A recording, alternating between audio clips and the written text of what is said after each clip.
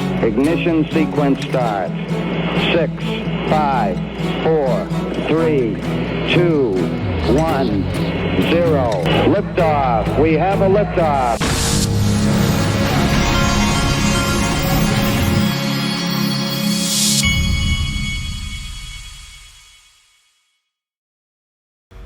Hey everybody, this is the Digital Asset Investor, and I just got done doing our weekly X Spaces that I do with Digital Perspectives, Brad Combs. We do it Tuesday at 12 o'clock Eastern every single week, and it was great. We talked about XRP, Tether, Trump, Clayton, Empower. We talked about all kinds of stuff. If you or someone you know would be a good guest, or you want to be a guest, we're not really actively looking for guests, but if you have something interesting to say, something shocking, some wild speculation, some grand conspiracies, send us a DM. Maybe we'll have you on, you never know. But it was good. We're getting pretty good at this. Look, this is the official legend of the Digital Asset Investor channel who was in there, and he said, if you have the eyes of a hunter, you can easily see these ass hats are wolves in wolves clothing. I don't know what he's talking about, but he's funny. And that is him. Look, let me show you a picture. This was him. This is a picture I took. He was the only guy that jumped in the pool at the party, the after party at XRP Las Vegas. And I told him I had to get a picture of that. Great stuff. This is also great stuff. See, when you're Nancy Pelosi and you do all kinds of insider trading and you're able to return triple what the S&P 500 returns, you are completely legitimate.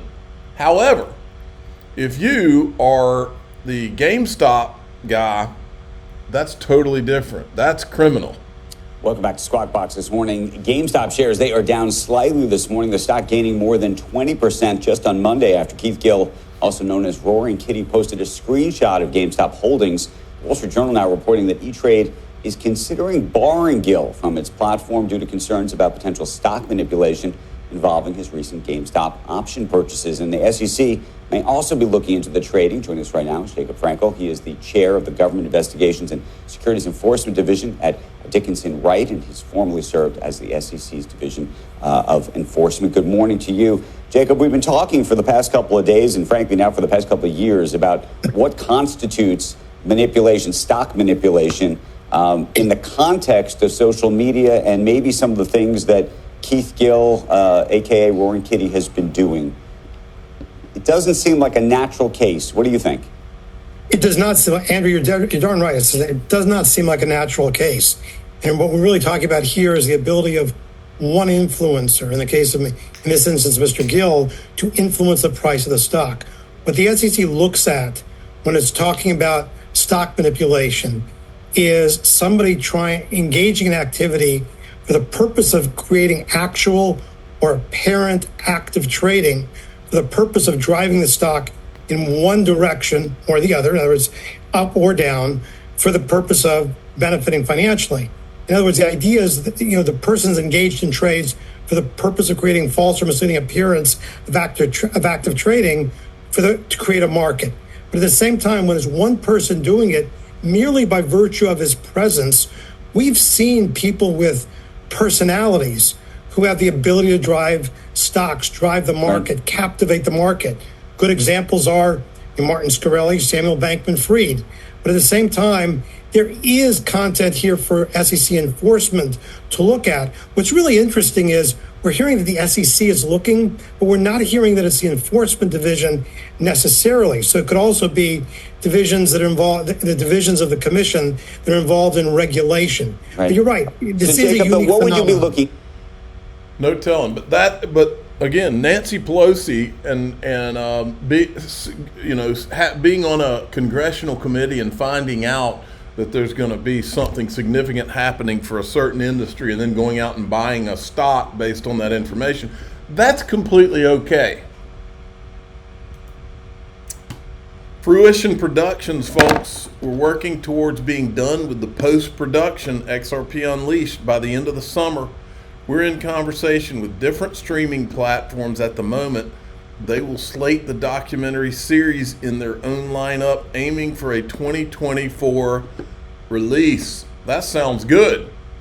Then at 3 p.m. today, in just a little over an hour, looks like Brad Garlinghouse is going to be on with Liz Clayton to talk about when we could see an XRP ETF. I like the sound of that. Then David Schwartz was on the Defiant. Listen to this. I would like to see Ripple as like gluing together enterprise participation in DeFi, like being as like a one-stop shop for enterprises that want to participate in the DeFi ecosystem, using Ripple's tools and technologies with the XRP ledger, having a significant fraction of the features they want, but also them having the opportunity to access, whatever services are out there that they want. Like the great thing about the internet isn't Amazon, it isn't Twitter, it isn't any one thing. The great thing about the internet is that everything is like, it's the everything place. And I think what we need to have is we need to have a place where people can get to whatever they want. And I'd like to see the XRP ledger providing a significant fraction of those interesting DeFi experiences, particularly the ones that are more enterprise focused, whether they're around lending or real world asset tokenization or, future use cases, liquidity provision, payments. Payments is a big one. We got to get payments right because everything requires it. Lending is a bunch of payments. Real world asset tokenization. What are you going to do with these real world assets? You're going to buy them and you're going to sell them. Those are payments. And so getting payments right, both on the institutional side and on the sort of retail DeFi side. And obviously people holding lots of our stable coin to make those DeFi use cases work. And XRP as the bridge asset that connects those assets together. Okay, there was a few other clips that people put out. There could be some overlap here, but I don't think there is. Since then. So the idea is get institutions using a payment system that can settle with XRP. Then as the infrastructure, on-ramps, off-ramps, and liquidity is available, there's no obstacle to them using XRP to settle their payments. So that's RippleNet. You can kind of think of Ripple as having two halves, RippleNet, which is like enterprise software for institutional payments, and then RippleX, which is all the XRP ledger and DeFi stuff. There you go. And then I think this is the other clip. Over time, at first, we just wanted to get as many customers as possible, and we wanted to understand, how they were using the network and where the opportunities were to use XRP and digital assets for settlement. And then for a long time, our focus was exclusively on customers that would use XRP for settlement. Today, it's kind of somewhere in between those two approaches. It's difficult for us to use XRP for settlement in the United States right now because of litigation issues. So a lot of our expansion has been in the Middle East, in Asia, South America, Europe. Okay. Let's see. Maybe this one may be. I don't know if there's overlap here. We'll play it anyway. So the more other assets there are, the more opportunities there are for XRP to bridge between those assets. There you go. Okay. Then we've got this. Jeremy Allaire. Major changes coming in Europe. Let me pull this up. Major changes coming in European digital asset markets on June 30th with the effectiveness of MiCA stablecoin regulations. This guy says MiCA is not crypto's Y2K moment that can be ignored. Really consequential developments underway for digital assets in the world's third largest economy.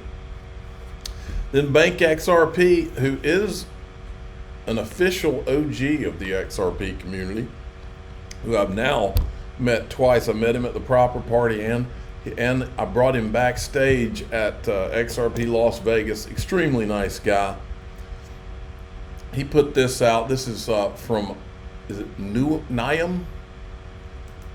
My name is Prajit Danu. I'm co-founder, CEO of the company I set up back in 2014 with a clear vision of trying to build a global payment infrastructure which connects banks, financial institutions. If you look at our customer base, we actually cover a wider base than majority of the payment service providers.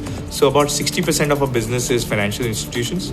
So financial institutions includes banks, payment processors, other payment services providers, money services business, etc. Then the 40% of our businesses also includes people like such as marketplaces, travel tech companies, hotel booking sites, etc. So the key aspect what we try to solve for them is two aspects of payments, is how to send money fast as possible and at the lowest possible cost. Fast forward 2019, we are now accessible in about 35 countries. We send payments to about 55 countries. I think RippleNet actually really helps us globalize much faster. I think a great example is one of the customers which we've got, say BTEC, for example. BTEC is... We don't have to watch the whole thing. I wanted to show you this too. Watch this. And many new players obviously have entered the stablecoin race, from Ripple and PayPal and Visa and many others. And we also see an emergence of new regulatory frameworks around the globe that will help clarify the playing field and serve as a catalyst for even further growth. So yeah, let's take a moment now. And finally, I wanted to show you this clip from Mike Novogratz at Consensus on the Floor. Then you have the SEC out of nowhere call up all the applicants and say, oh, we're going to get this ETF done. I don't have inside info, but I would suspect someone at the Biden White House said, we got to diffuse this issue, called the SEC and said, change your damn mind. Yeah, and we also saw a lot of Democrats change their stance with respect to FIT 21, which passed the House last week. More than 70 shifted over. That was an awesome shift. And so for me, it's game over. People have finally got it. This should not be political. The Democrats don't want to lose an election over something as stupid as a new technology that's good for the country. It had been Elizabeth Warren really with her anti-crypto army as the blocker, and she's got a lot of power. And these last 2 weeks have been horrible to be Elizabeth Warren because the Senate and the House broadly rebuked her and said, Elizabeth, enough. Look what you're costing us this damn election. Shut up. Yeah, and it just seemed like you know, the things I'm going to show you in DAI, there's two things I want to show you in DAIXRP.com.